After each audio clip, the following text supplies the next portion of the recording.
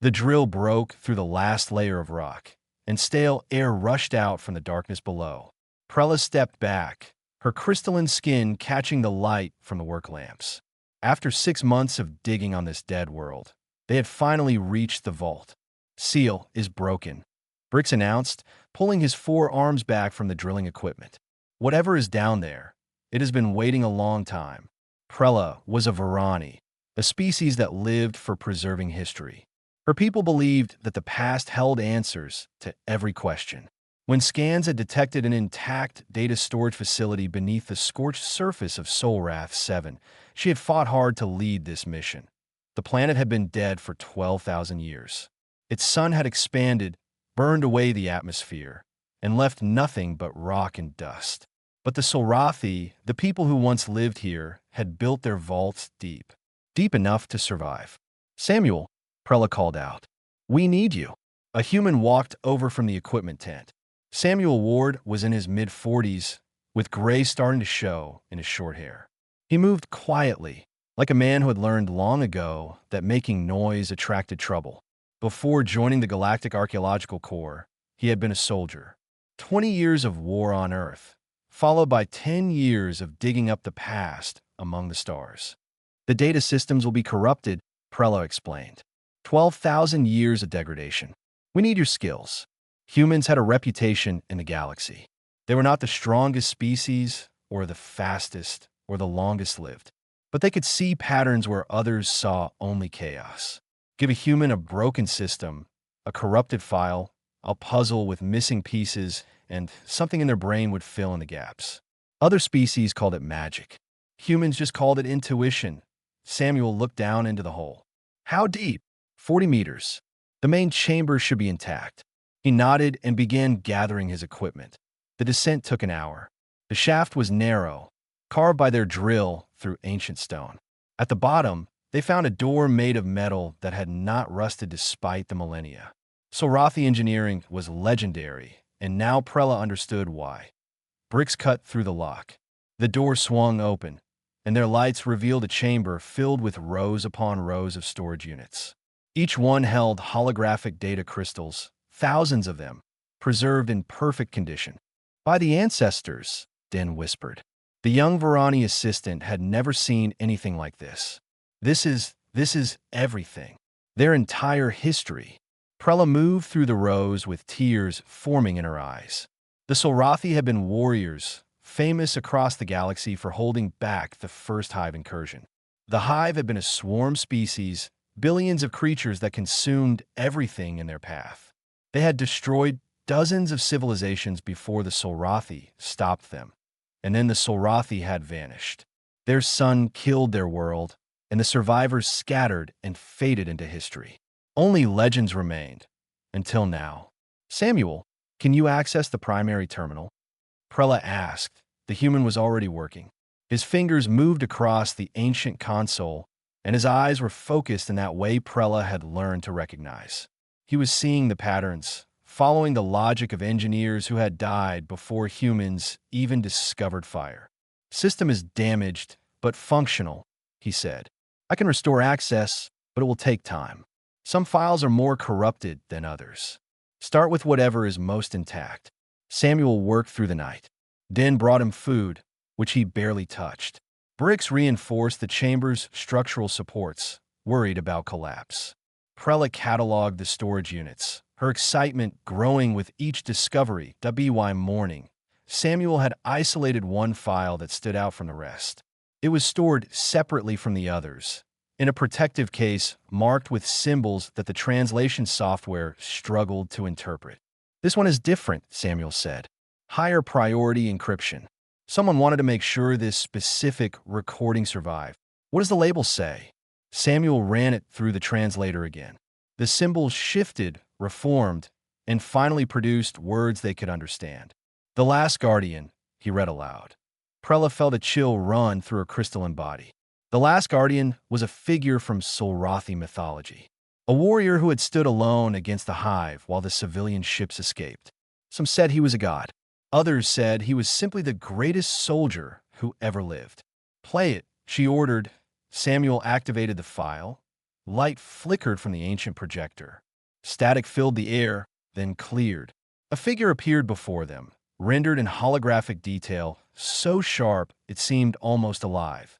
The warrior stood 7 feet tall, covered in scarred armor that had clearly seen countless battles. His face was weathered, lined with age and exhaustion, but his eyes were steady. They carried the weight of someone who had accepted death and found peace with it. He began to speak in the old Solrathi tongue, and the translation software converted his words into Galactic Common. "I am leaving this message for whoever finds it. The hive is coming. Our fleet is gone. Our armies are broken. But the ships carrying our children and our elderly are still running. They need time. I will give them that time."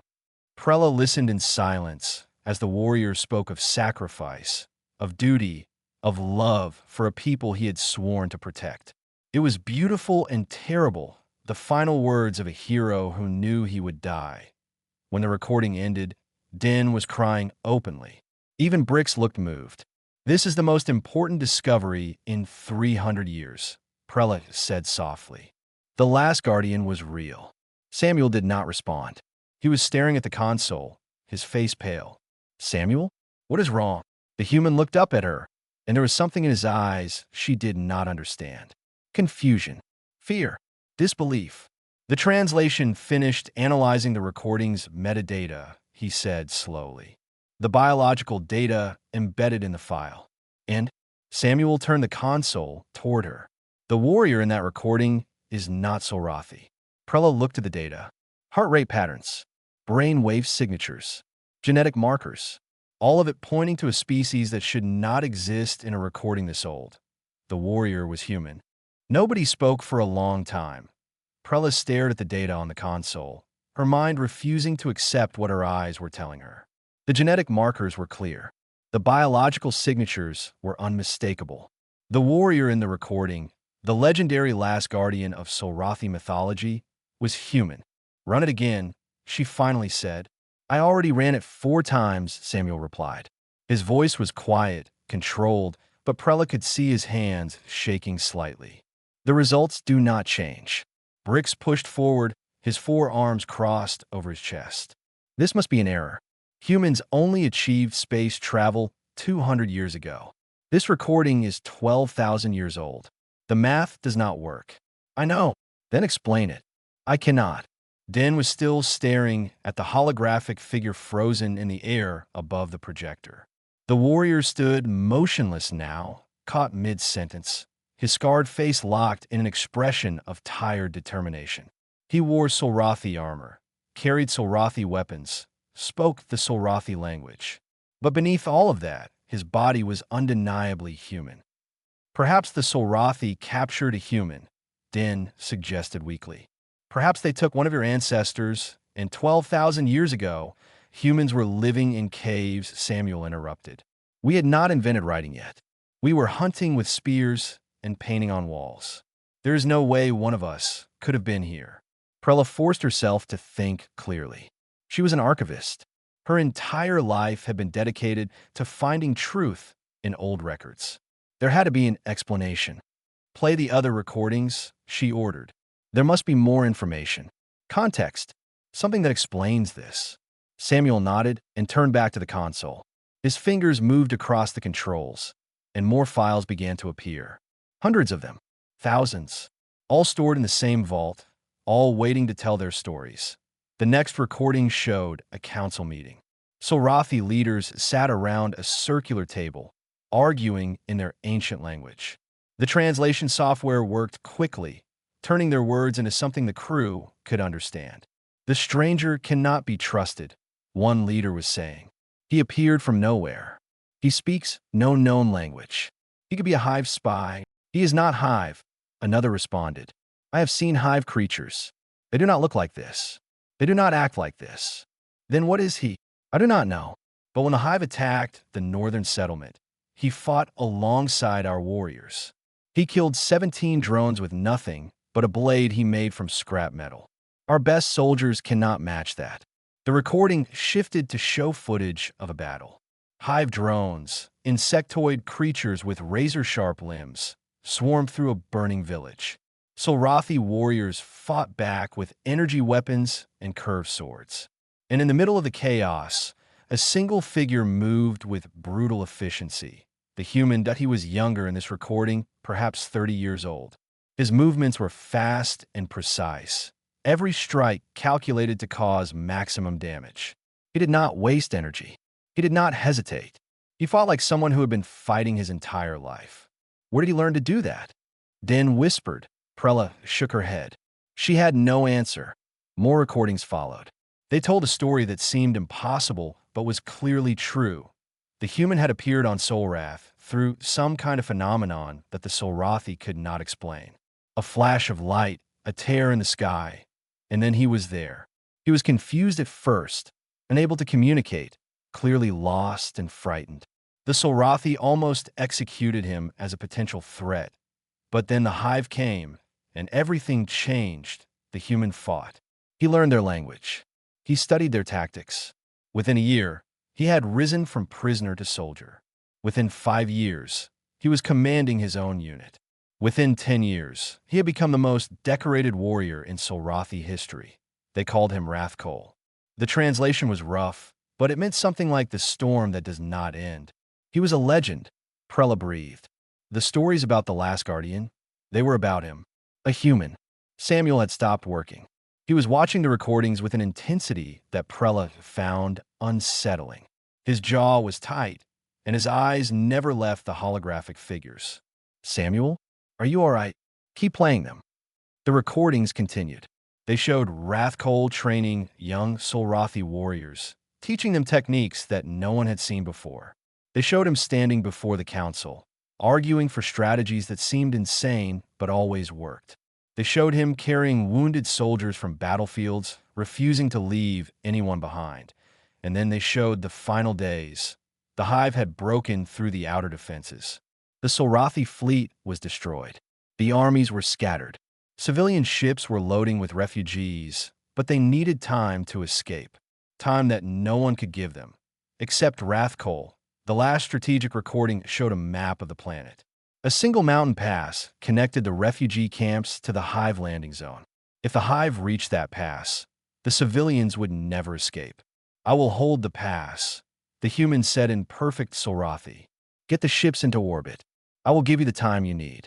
You will die, a Solrathi general responded. I know. The recording ended. Prella felt tears running down her crystalline face. She understood now why this file had been preserved so carefully. It was not just a historical record. It was a memorial.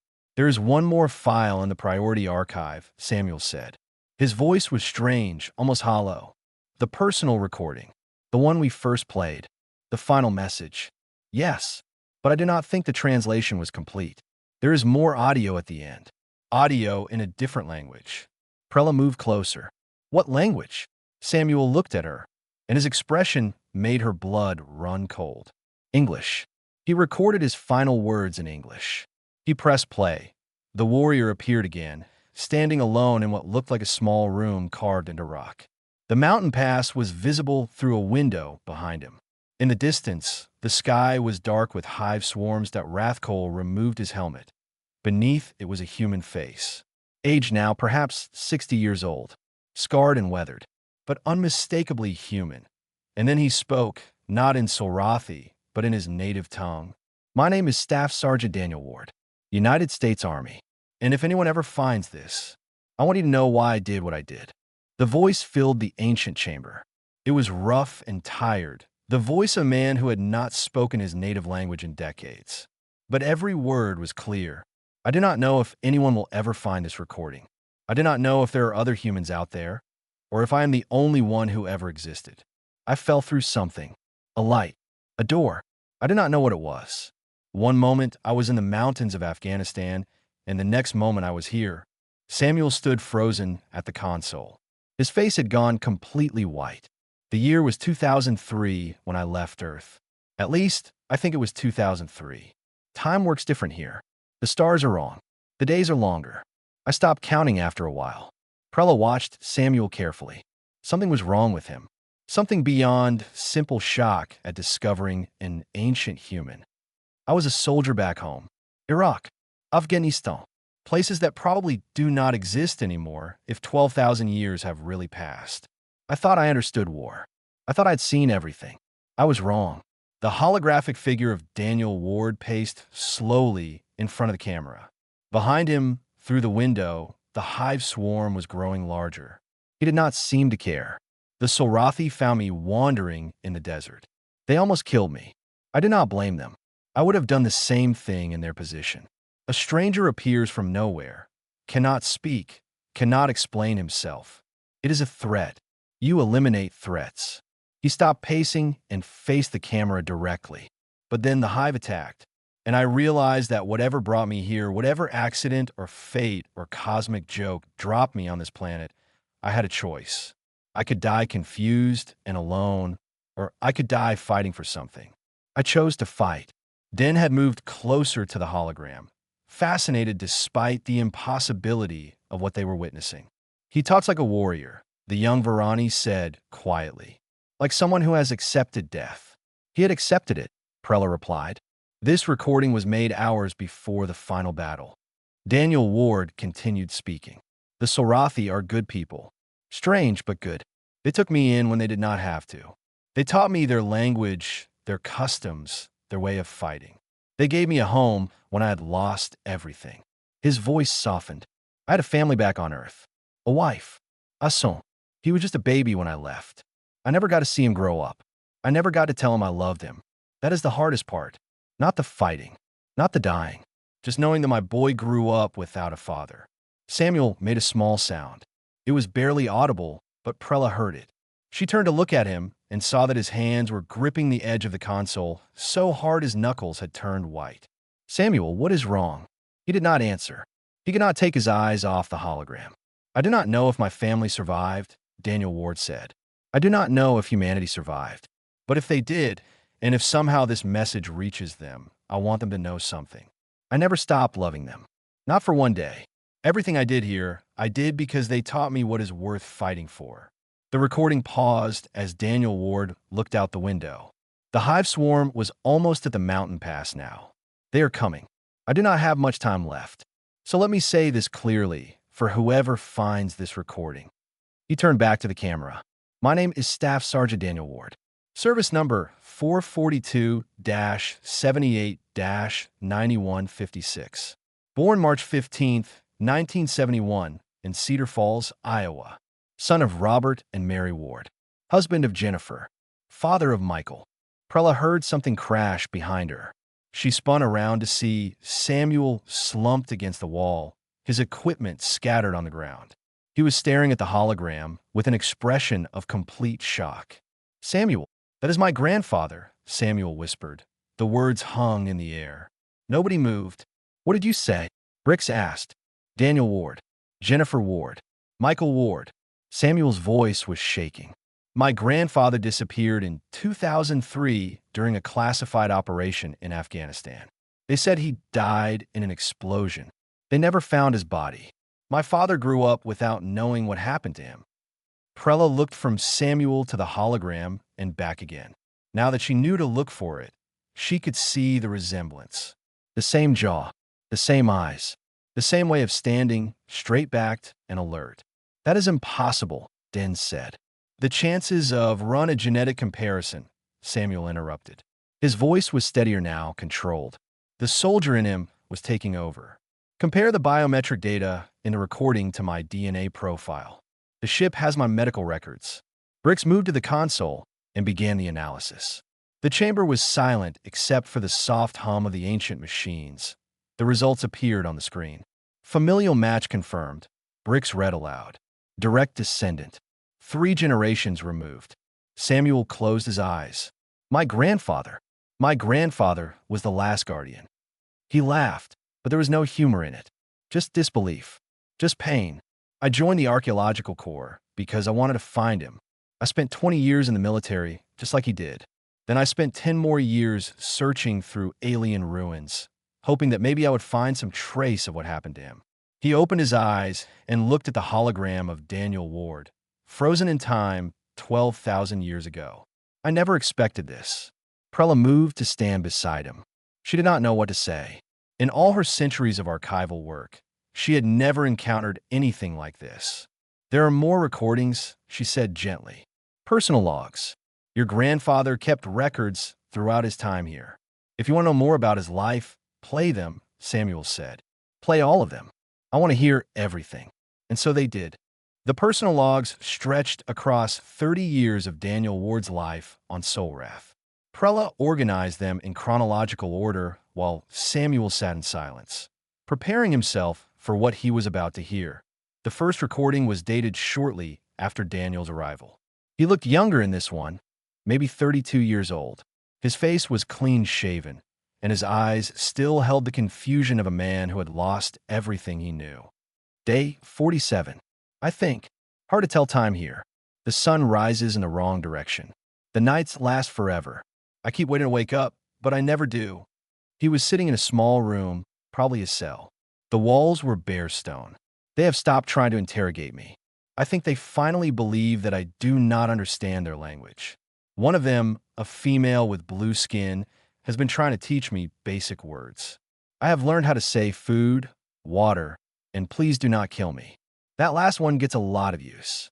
Samuel listened without expression, but Prella noticed his hands were clenched tight in his lap. The recordings continued.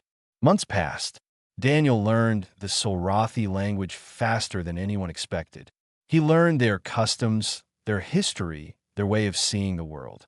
The confusion in his eyes slowly transformed into acceptance. Day 212. They let me out of the cell today. I'm not a prisoner anymore. I am something else. They did not have a word for it. I think the closest translation would be refugee. He laughed quietly. A refugee from a planet that does not exist yet. Or maybe it does exist, and I'm just 12,000 years too early. Time travel. Dimensional rifts. I do not know what happened to me, and I have stopped trying to figure it out. It does not matter. I am here now. That is all that matters. The next recording showed his first battle against the Hive. It was not official footage, but a personal video, shaky and poorly lit. Daniel was crouched behind a wall while explosions lit up the sky. They came out of nowhere. Thousands of them. The Solrathi call them the Swarm, but that does not capture what they are. They are hunger given form. They eat everything. Metal, stone, flesh. Nothing stops them. Gunfire echoed in the background. Screams followed. I should be terrified. I'm terrified, but something in me remembers how to do this. All those years of training, all those deployments, they did not disappear when I fell through that light. I still know how to fight.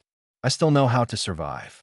The recording cut out as Daniel rose from cover and charged toward the enemy. Year after year, the logs continued.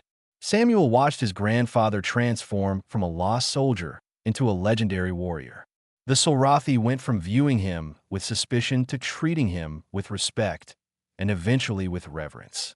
Year 15. They gave me a title today. Ratkol, the storm that does not end. I do not feel like a storm. I feel like a man who is very tired and very far from home. But if they need me to be a storm, then I'll be a storm. He was older now, gray appearing in his hair. The scars on his face had multiplied. I think about Jennifer every day. I think about Michael. He would be 17 now, almost a man. I wonder what he looks like. I wonder if he remembers me at all, or if I'm just a face in old photographs. His voice cracked slightly. Some nights I dream about them. I dream that I'm back home, sitting on the porch, watching Michael play in the yard. Jennifer brings me coffee. Everything is quiet and peaceful. And then I wake up, and I am here, and they are 12,000 years in the past. Prella glanced at Samuel. Tears were running down his face, but he made no move to wipe them away. Keep playing, he said quietly. The final personal log was recorded the night before the last battle. Daniel Ward sat alone in his quarters, older now, perhaps 60. His face was lined with age and exhaustion, but his eyes were still sharp. This is probably my last recording. Tomorrow, I hold the pass. Tomorrow, I buy time for the evacuation ships. Tomorrow, I die. He spoke calmly, like he was discussing the weather. I'm not afraid. I made peace with death a long time ago. What I am afraid of is being forgotten. Not by the Solrathi. They will remember Rathkol. They will build statues and write songs. But that is not who I really am. He leaned closer to the camera. Who I really am is Daniel Ward. A man from Iowa who loved his wife and his son more than anything in the world. A man who got lost and never found his way home. I do not want that man to disappear. He reached out and touched the camera lens, almost like he was reaching through time itself. If you're watching this, and you are human, please remember me. Not as Rathkol, not as the last guardian, just as Daniel, just as a man who tried his best and never gave up. The recording ended. Samuel stood up slowly. He walked to the holographic projector and stood before the frozen image of his grandfather. I remember you, he said. I always remembered you. He reached out and muted the projector. The chamber fell silent. Prella approached him carefully. Samuel, I hate hearing my own voice, Samuel said quietly. My mother always said I sounded exactly like my grandfather. I never understood what she meant until now. He turned to face the crew, and his expression was a mixture of grief and pride. My grandfather was a hero, not just to the Sorathi, to everyone he ever protected. And nobody knew. For 12,000 years, nobody knew. They will know now, Prella said. The entire galaxy will know. Samuel nodded slowly. Yes, they will. The crew spent the next 3 days recovering every recording from the vault. Thousands of files, hundreds of hours of footage, the complete history of a civilization that had vanished. And at the center of it all, one impossible human. Samuel worked without rest. He organized the files, translated the documents, pieced together the timeline of his grandfather's life on Solrath. The others helped where they could, but this was his mission now, his obsession. You need to sleep, Prella told him on the second night. I will sleep when this is finished. Samuel, 30 years. He looked up at her with red-rimmed eyes. My grandfather lived among these people for 30 years. He fought their wars. He trained their soldiers. He became their greatest hero. And I have 3 days of recordings to understand all of it. I am not wasting a single minute. Prella did not argue. The recordings painted a picture of a man who had found purpose in exile. Daniel Ward had never stopped missing Earth. He had never stopped loving his family. But he had learned to love the Sorathi too. He had built a new life, trained a new generation of warriors, and when the time came, he had given everything to protect them. The battle recordings were the hardest to watch. Samuel sat alone as the holographic footage played out in front of him. The mountain pass, the hive swarm, his grandfather standing at the entrance with a sword in one hand and a Solrathi rifle in the other. Come on, then, Daniel Ward shouted at the approaching enemy. I have been waiting 30 years for this. The hive came in waves, hundreds of them, then thousands. Daniel held the line with nothing but skill and fury and the absolute refusal to die until his mission was complete.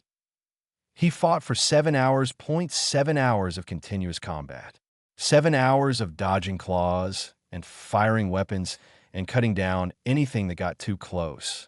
The recording showed him taking injuries, wounds that should have stopped him cold. But he kept fighting. The ships are away. A voice crackled over his communication device. Rathkol, the civilian fleet has reached orbit. The evacuation is complete. Daniel paused in the middle of the battle. A smile crossed his bloody face. Good. Then I am done. He charged forward into the hive swarm, and the recording cut out. Samuel stared at the empty air where the hologram had been. His face was expressionless, but Prella could see the pain in his eyes. He won, she said quietly. The evacuation fleet escaped. Because of him, the Solrathi survived. I know. The survivors carried his story across the galaxy. They built temples in his honor. They named their children after him. He became a god to them. I know. Samuel, he would be proud of you. You found him. After 12,000 years, someone finally found him. Samuel closed his eyes. When I was a boy, my grandmother used to tell me stories about my grandfather. She said he was the bravest man she ever knew. She said he would do anything to protect the people he loved. She waited for him for 30 years before she finally accepted that he was never coming home. He opened his eyes and looked at Prella. She died believing he had been killed in an explosion. She never knew the truth. She never knew that he spent his final years fighting to save an entire civilization. She never knew that he thought about her every single day. We can tell them now, Den said. The young Varani had been listening from across the chamber. "We could take this information back to Earth. Your family will finally know what happened." Samuel nodded slowly. "Yes, they will." He stood up and walked to the vault's main archive. The storage units stretched out before him, thousands of crystals containing thousands of memories. His grandfather's entire second life, preserved in perfect detail. "I want to make a recording," Samuel said. Prella activated the vault's input systems. A small camera emerged from the wall, its ancient mechanisms still functional after all these years. "What are you going to say?" Brix asked. Samuel stood before the camera and took a deep breath. "My name is Technical Specialist Samuel Ward. I'm the great-grandson of Staff Sergeant Daniel Ward, United States Army. I'm standing in the vault where my grandfather made his final recording 12,000 years ago." His voice was steady, strong, the voice of a soldier. "Grandpa, I want you to know that you are not forgotten. Your wife waited for you. Your son grew up hearing stories about you. Your grandson joined the military because of you. And your great-grandson spent 20 years searching the galaxy to find you." He paused, gathering his thoughts. "The Solrathi survived. The civilization you died to protect, they made it. They scattered across the stars and built new worlds. They told your story to anyone who would listen. You became a legend to them, a myth, the storm that does not end." Samuel smiled slightly. "But I do not need legends. I just need to know that you are at peace. That somewhere, somehow, you know that your sacrifice meant something. That it was worth it." He looked directly into the camera. "The mission you gave yourself, protecting people who needed you. We kept that tradition alive. Every generation. We did not know why until now. Turns out it was in our blood." He reached out and ended the recording. The chamber fell silent. "I will store this in the archive," Prella said quietly. "Beside your grandfather's recordings. Two voices. Same bloodline. 12,000 years apart." Samuel nodded. "Thank you." He turned and walked toward the exit, ready to return to the surface. Ready to carry his grandfather's story back to the galaxy that had forgotten him. The pale dawn broke orbit 3 days later, its cargo holds filled with data crystals from the vault. The most significant archaeological discovery in galactic history, and Samuel Ward had found it by accident while looking for something else entirely. He stood at the observation window as Solrath 7 shrank beneath them. The dead world looked peaceful from up here. Just another burnt-out rock circling a dying star. Nobody would guess that it had once been home to a civilization of warriors, or that a human from 21st century Earth had become their greatest hero. "The Galactic Council has already requested a full briefing," Prella said, approaching him. "They want to see the recordings. All of them. They will. Samuel, you understand what this means. The entire history of human-galactic relations will need to be rewritten. Humans have been part of the galaxy for 12,000 years. You were here before most of the current civilizations even existed." Samuel did not respond. He was still watching the planet disappear. "What will you tell them?" Prella asked.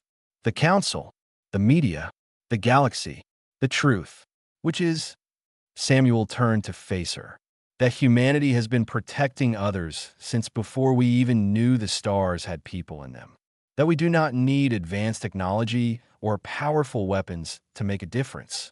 We just need the willingness to stand between the innocent and those who would harm them." He looked back at the window. "My grandfather was a soldier from Iowa. He had no special abilities, no genetic enhancements, no advanced training that could not be learned by anyone with enough dedication. He was just a man who refused to let others suffer when he could do something about it." Prella considered his words. The Solrathi believed he was sent to them by divine providence. They built religions around him. He would have hated that, Samuel said with a small smile. He never wanted to be worshipped. He just wanted to do his job and go home. When he could not go home, he found a new job. That is all. The ship entered hyperspace, and Solrath 7 vanished in a blur of light. Samuel moved through the corridors to the small quarters he had been assigned. His personal datapad was waiting for him, loaded with messages from Earth. News of the discovery had already leaked. His family wanted to know if it was true. Was their ancestor really alive 12,000 years ago? Was he really the legendary warrior the news reports were describing? He recorded a message in response. It is true. All of it. I found him. I found Grandpa. He paused, trying to find the right words. He never stopped loving us. He thought about us every day. He spent 30 years hoping that somehow, someday, his message would reach us. It took a while, but it did. Samuel looked at the small photograph he had brought with him from Earth. It showed a young couple standing outside a farmhouse in Iowa. The man in the picture was Daniel Ward, shortly before his final deployment. The woman was his wife, Jennifer, Samuel's great-grandmother. He was everything the stories said he was. Brave, loyal, willing to sacrifice everything for people he cared about. But he was also just a man, a husband, a father. He missed us so much. He placed the photograph beside his datapad. I'm bringing him home. Not his body. That has been gone for 12,000 years. But his memory, his story, his legacy. I am bringing all of it back to Earth so we can finally give him the recognition he deserved. He ended the message and sent it. That night, Samuel dreamed of his grandfather. They were standing together at the mountain pass on Sol Rath, looking out at the empty valley where the hive had once swarmed. You found me, Daniel Ward said. I never stopped looking. I knew you would come. Maybe not you specifically, but someone. Humans do not give up on each other. It is in our blood. Samuel looked at his grandfather, seeing for the first time how much they resembled each other. The same eyes, the same jaw, the same stubborn determination. What do I do now? Daniel smiled. The same thing I did. Find people who need protecting and protect them. It does not matter where you are or when you are. That is what we do. That is what we have always done. The dream faded, and Samuel woke up. He lay in his bunk for a long time, staring at the ceiling, thinking about everything his grandfather had said. Then he got up, dressed, and made his way to the bridge. Prella was already there, reviewing the data from their mission. You are up early, she observed. I have work to do. He sat down at his station and began organizing the recordings for the council presentation. But before he started, he made one small addition to the archive. A personal note attached to his grandfather's final message. To whoever finds this in another 12,000 years, we are still here. We are still fighting. We are still protecting the innocent. The storm does not end. He saved the file and got back to work. Outside the window, the stars stretched endlessly in every direction. Somewhere among them, the descendants of the Sorathi were still telling stories about the human who had saved their ancestors. Somewhere among them, new threats were rising that would need new heroes to face them. And somewhere in the back of his mind, Samuel Ward heard his grandfather's voice, calm and steady across the millennia. Find people who need protecting, and protect them. He intended to.